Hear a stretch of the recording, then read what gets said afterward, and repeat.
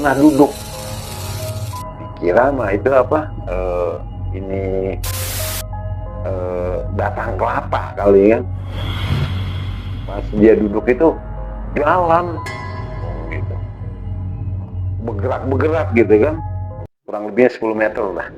Jadi saya kok tuh ada yang melintas, saya lihatin aja, saya masih sambil jalan nih. Pas kayak gitu tuh makin kecil, kayak wah, kok ini kayak buntut apa, buntut ular lah, buntutnya aja segitu, apalagi kalau dia apa, ujungnya apa, palanya. Itu yang saya lihat tuh buntutnya doang. Ya udah saya jalan aja. Saya kira mah pas sudah itu tuh habis buang, nggak tahu mah di belakang itu ada yang apa? Ada yang ngikutin, ada pengawalnya ada mungkin.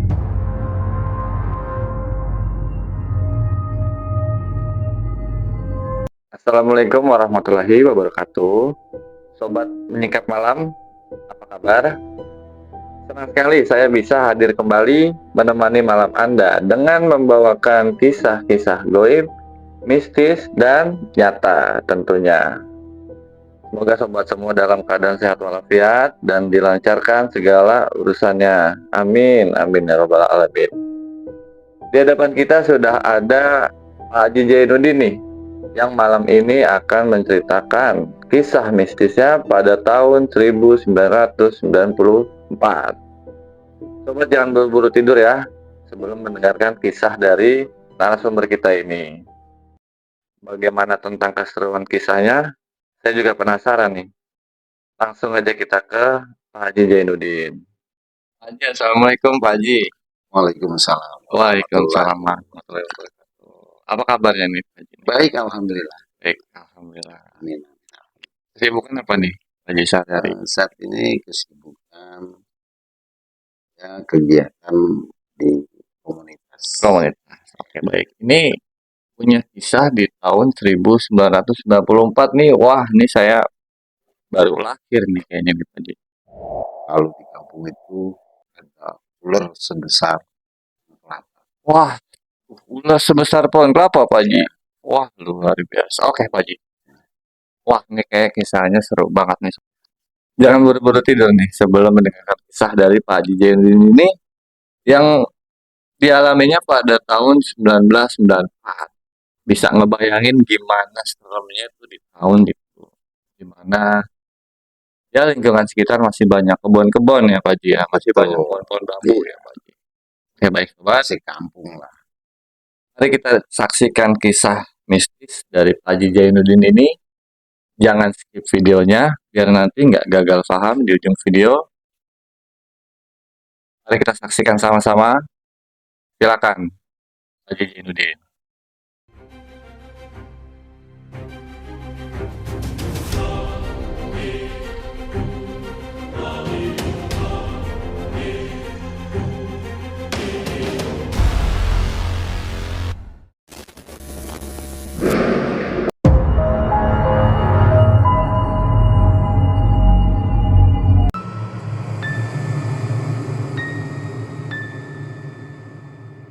Assalamualaikum warahmatullahi wabarakatuh.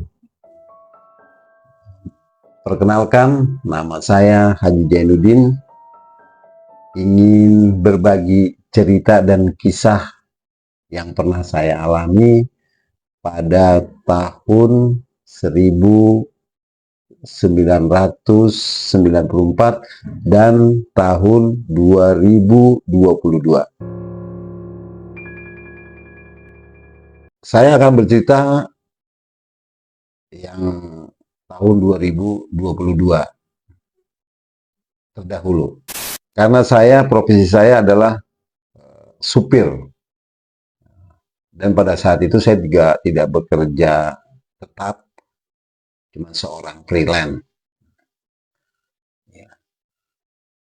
Setelah saya bekerja sama bos saya menyuruh saya mencari lokasi di daerah Tangsel. Dia ingin membeli seluas 500 sampai 1000 meter. Setelah saya dari rumah bos saya pulang ke rumah.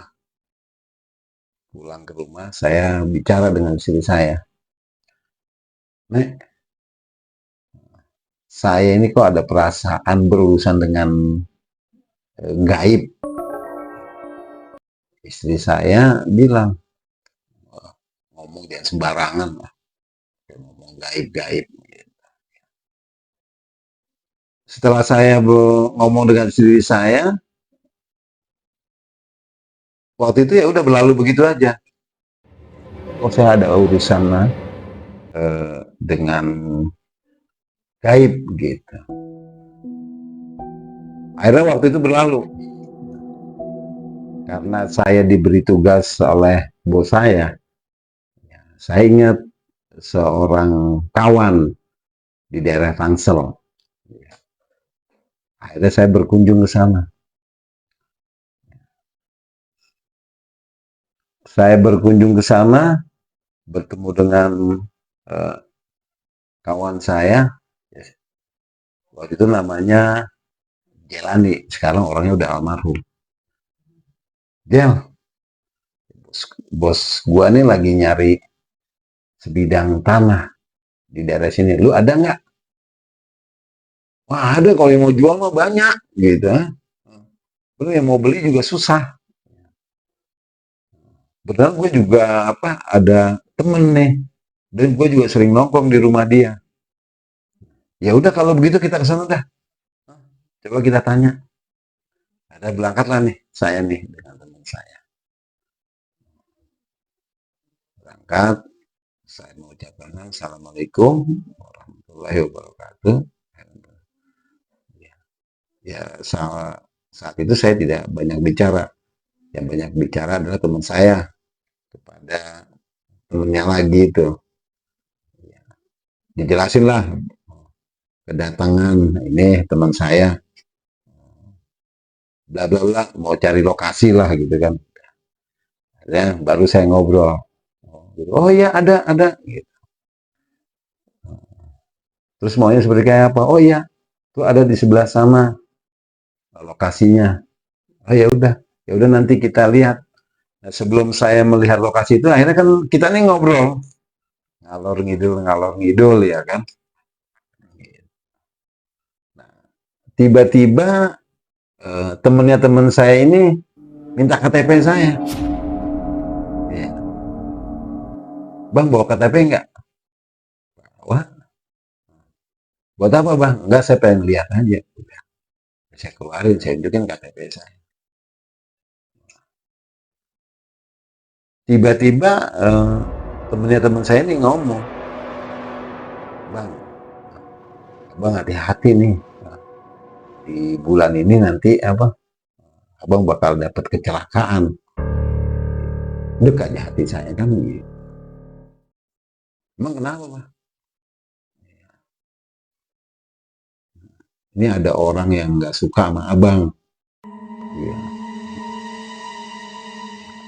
dia pengen lihat abangnya hancur gitu kan. Cuman sekarang dia nih katanya lagi pergi ke Cirebon buat buat nyelakain abang. Yaitu dia dengan cara bertabrakan. Bang, hati-hati aja. Berangkatlah saya ke lokasi. Setelah selesai lihat lokasi, ya saya pulang. Saya pulang ke rumah. Waktu demi waktu, hari demi hari, udah nggak saya pikirin lagi hal itu. Kebetulan saya juga lagi punya niat. Ya, niat, ya, saya sebagai orang Betawi, ya kan, kalau kita hidup itu lagi sulit, lagi apa, kita harus ingat nenek moyang kita. Pada saat itu, sebagai tanda ingat, sebagai tanda kita untuk merubah hidup, untuk mencari keberkahan itu, yaitu kita berziarah ke makam orang tua. Kebetulan saya waktu itu lagi menjalani 40 Jumat ziarah ke makam orang tua saya. Saya lupa pada saat itu Jumat yang keberapa, entah Jumat yang keberapa, ya kan, saya ziarah, tiba-tiba ada kejadian. Setelah saya pulang ziarah, oh iya, ada yang ketinggalan. Saya tuh kalau ziarah itu saya selalu setiap habis asar, berarti sore. Setelah sore itu saya selesai ziarah, saya pulang dengan motor saya. Pas saya pulang, tiba-tiba di jalan ada kendaraan ngerem mendadak. Terjadilah tuh tabrakan.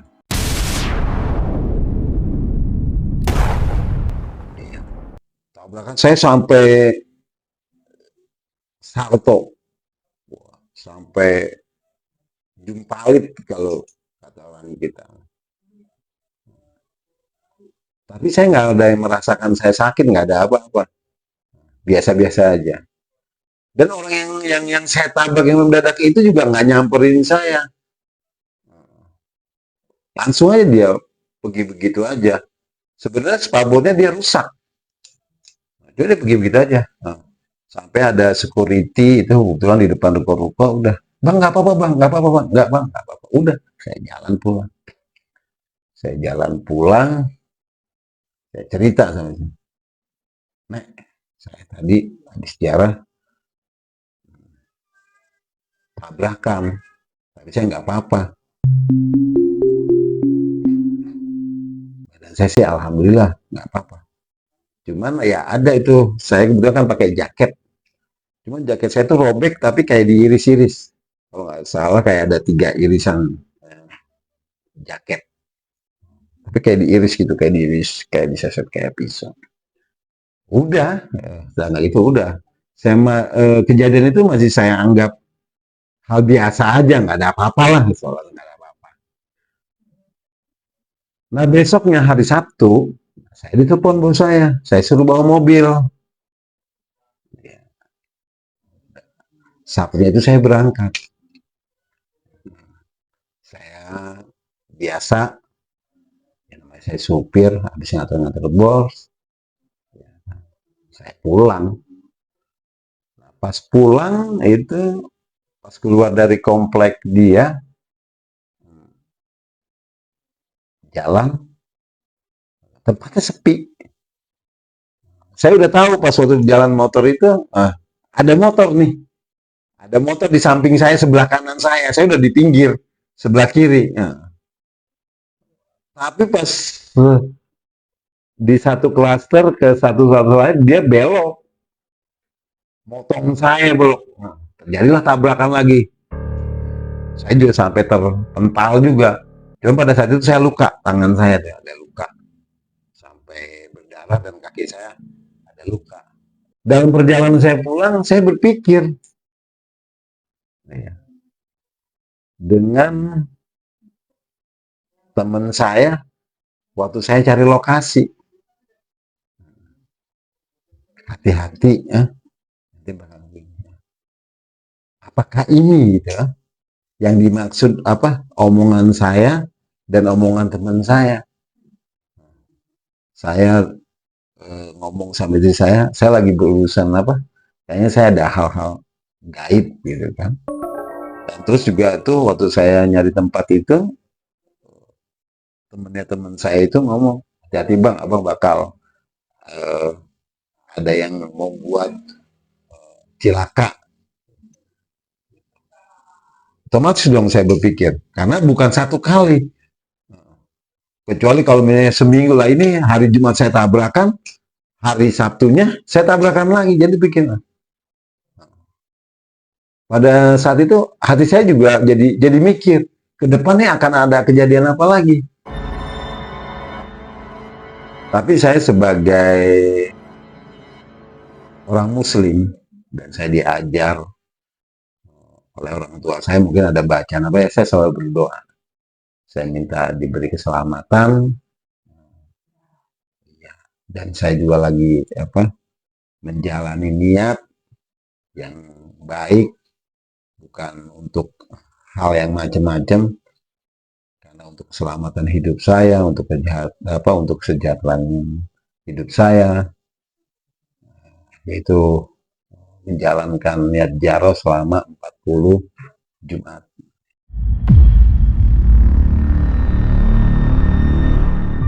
Cerita kejadian yang kedua, pada saat itu saya juga tinggal masih di kawasan Tangsel pada tahun 1994. Daerah Tangsel itu masih kampung, ya kan? Masih banyak tempat yang becek, masih banyak pohon-pohonan yang gede-gede, pohon bambu, pohon apa masih. Dan juga masih ada bekas-bekas sawah yang berai, walaupun itu udah tidak ditanamin padi atau apa, tapi banyak kan udah jadi empang. Gitu. Tapi dulunya itu mungkin bekas bekas sawah. Ya. Selama saya tinggal di kampung itu ya saya pernah dengar dari eh, masyarakat sekitar. Oh, di sini tuh ada ular sepuhun kelapa. Gitu. Nah kebetulan juga saya ada temen pernah warung di sawah itu, di empang-empang itu pernah warung. Ini cerita ya, baru cerita orang. Ya, karena pada zaman itu kita sering nongkrong di warung kopi, ya kan? Ya, saya anggap itu mah omongan apa? Omongan di warung lah. Ceritanya begini gitu, pada saat yang warung itu, eh, dia pernah duduk, dikira mah itu apa? Ini batang kelapa kali kan. Pas dia duduk itu jalan, gitu, bergerak-bergerak gitu kan, bergerak. Tapi dia itu kepalanya nggak ada, buntutnya di mana? Oh, wah ini mah ular gitu kan? Oh, udah, itu ceritanya begitu. Yang saya alami adalah saya melihat ceritanya seperti kayak ini. Nah dulu tuh zaman pada tahun 1980 itu wah biasalah kalau orang kampung tuh banyak wah pada nongkrong malam ya kan, wah pada nongkrong tuh di warung, di pos, ya kadang-kadang di rumah itu. Mohon maaf ya kan, dulu tuh kalau orang nongkrong itu kalau di daerah itu banyak apa, di kampung-kampung pada main judi, ada yang main ceki, ada yang main remi, ya kan, macam-macam lah, ada yang main, maunya main, ada yang main kiu-kiu, ya kan, gimana pada mau mainnya dah. Nah kebetulan saya ngikut tuh, ngikut begadang di situ ya kan, ikut. Nah, gimana ikut main, udah karena main, saking asiknya main, waktu udah jam 3, ya kan, ya duit udah habis, ya kan, ya nongkrong ya udah kagak enak. Ya. Ah saya pulang aja dah, ya pulang. Karena main kalah kan gerah ya kan, saya buka nih apa, kaos, ya kan, saya buka kaos, saya gitu, udah jalan saya. Nah kebetulan tempat saya tinggal emang beda RW, ya. Kampung sama cuma beda RW aja. Saya jalan pulang. Hmm. Jalan, pas jalan tuh emang kebetulan kemarin itu habis hujan, jalan masih becek. Ya, jalan tuh masih batu-batu gede kan. Nah, itu ada yang saya lewatin itu ada pohon bambu kiri kanan tuh yang apa? Kalau dulu kan bambu itu doyong nutupin apa? Nutupin jalan. Hmm. Mungkin kalau ada penerangan lampu begitu ke sana mungkin kelihatan gelap. Tapi kalau emang nggak ada lampu gelap, tapi kita bisa ngelihat samar-samar kita bisa ngelihat apa jalan. Nah dalam kesamaran itu saya ngelihat kok ada kayak ada yang melintas. Nah, ada yang melintas di kira-kira 10 meter kurang lebihnya 10 meter lah dari saya. Saya lihat, kok tuh ada yang melintas. Ada yang melintas. Saya lihatin aja. Saya masih sambil jalan nih. Pas kayak gitu tuh makin kecil. Kayak wah, kok ini kayak buntut apa? Buntut ular lah, buntutnya aja segitu. Apalagi kalau dia apa? Ujungnya apa? Palanya. Itu yang saya lihat tuh buntutnya doang. Ya udah saya jalan aja. Saya kira mah pas sudah itu tuh habis buang, nggak tahu mah di belakang itu ada yang apa? Ada yang ngikutin, ada pengawalnya ada mungkin kali ya kan? Iya, wah kebonggok. Ibarat bakar gitu. Itu yang saya lihat tuh dalam samar-samar itu cuman bulu doang. Bukan bulu itu, kalau bulu saya lihat tuh kayak injuk gitu bulu-bulu kan. Saya tuh kagak ada mata, cuman saya lihat tuh kayak di mulutnya itu warna merah. Merah doang yang saya lihat, merah agak agak nyala. Merah sedikit udah. Cuman saya lihat tuh kagak ada tangannya, cuman kayak nyengser aja gitu kan. Udah. Pas gitu saya kaget. Dia juga mungkin kaget. Iya kan? Mungkin dia juga kaget. Wah, kaget gitu udah. Nah, cuman pas sudah agak berapa lama bertatap, saya tuh kayak di apa? Kayak disedot. Iya. Kayak di apa? Kayak di bukan ditarik, kalau ditarik mungkin ada dipegang, kayak tapi kayak nyedot gitu. Ya otomatis saya kan nahan dong. Iya, saya nahan gitu. Karena kita itu tadi naluri. Kita kan diajarin tuh sama orang tua, wah udah sebisa-bisanya dah. Ya kan, sebisa-bisanya kita baca, sebisanya udah. Wah, begitu udah. Jadi kayak orang bertarung gitu. Dia nyedot, saya nyedot, iya. Tapi dia juga capek, saya juga capek kan, akhirnya pergi gitu berlalu aja. Iya, pergi aja dia berlalu, udah saya lihat coplos cepet gitu kan, udah kok hilang udah. Lah saya juga pas udah wah, ya jalan cepet jadinya, ya kan? Wah, udah jauh jalan cepet udah. Oh, iya, tapi sambil apa? Oh, sambil nengok gitu kan. Iya, kaki blok-blok dah tuh ya, udah sampai tempat tuh saya lihat wah kaki saya udah pada blok-blok. Nah, beneran ada tukang kopi, tukang bubur tuh. Di depan satu-satunya tukang bubur tuh ya kan. Iya, beneran masih ada anak-anak nongkrong di gang saya itu. Bang, apa bang katanya ngos-ngosan? Ya, itu tadi saya nggak pernah mau bercerita. Iya. Cuman ya itu kembali saya ingat omongan masyarakat, nah, iya kan, masyarakat di sekitar saya tinggal. Itu kalau di bawah di empang itu ada ular sepung kelapa. Itu saya dapetin. Gitu. Oh iya. Gitu. Walaupun itu tadi karakter saya tidak apa, saya tidak begitu apa, bukan saya tidak percaya. Eh, Buat saya tidak pernah mau ganggu lu apa, gitu. Karena buat saya juga apa, kalau buat saya apa, mungkin sial buat saya. Mungkin buat dia. Iya, karena itu kan dunia dia. Buat saya kok gue apes banget gue, iya kan begitu. Biasa orang tuh kalau habis nemuin begitu, apes banget gue pakai lihat yang kayak begitu gitu kan. Nah itu bahasa kalau zaman saya tuh kalau lihat begitu, apes banget gue ngelihat apa, banyak loh ngelihat kunti lah, ngelihat gundurwo lah gitu ya. Nah gue ngeliat kayak beginian ya kan. Ya habis mau diapain yang udah kita alami.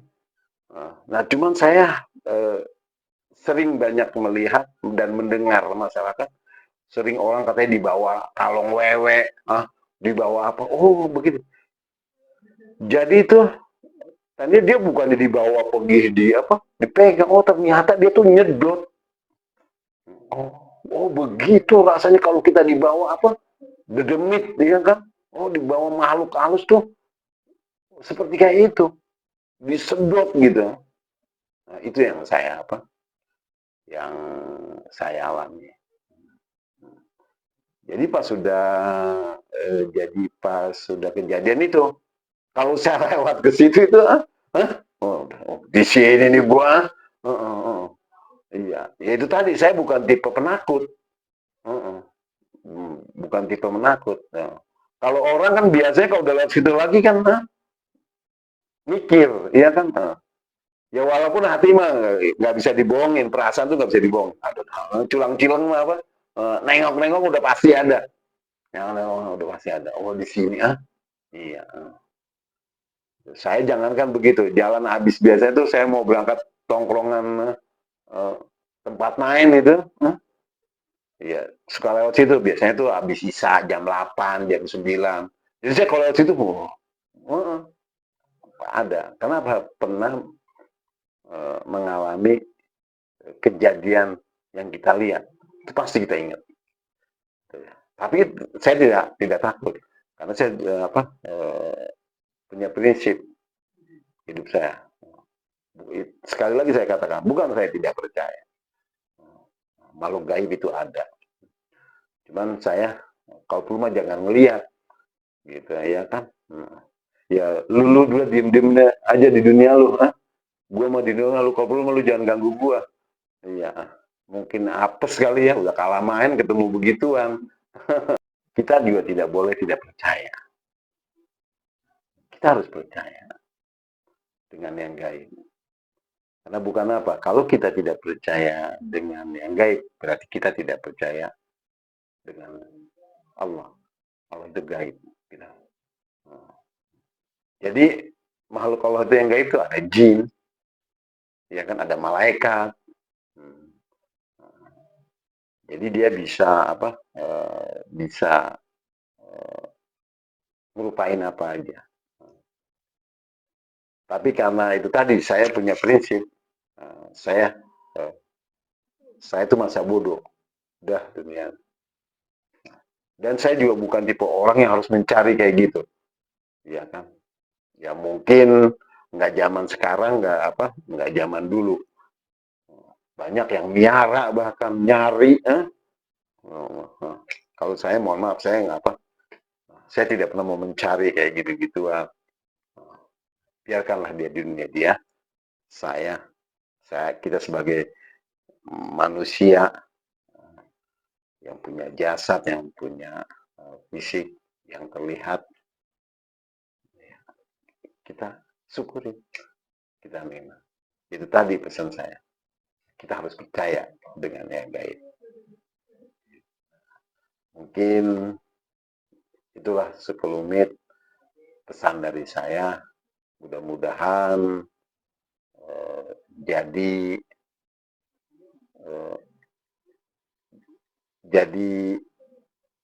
ini pegangan hidup, ya, bahwa kita harus percaya dengan yang gaib. Tapi tidak mesti kita harus takut atau harus mencari, apalagi harus tunduk sama seperti hal kayak gitu. Karena bukan apa, saya punya prinsip manusialah yang paling sempurna makhluk Allah itu. Jadi kita nggak boleh takut sama kayak gitu. Tapi kita harus percaya. Mungkin dari saya sementara ini cukup sekian. Kurang lebihnya mohon maaf. Luar biasa sekali kisah mistis dari Pak Haji Zainuddin ini. Pada tahun 1994 ini memang daerah Tangsel ini banyak kebon lah, banyak bulak, kalau kita bilang nih bulak.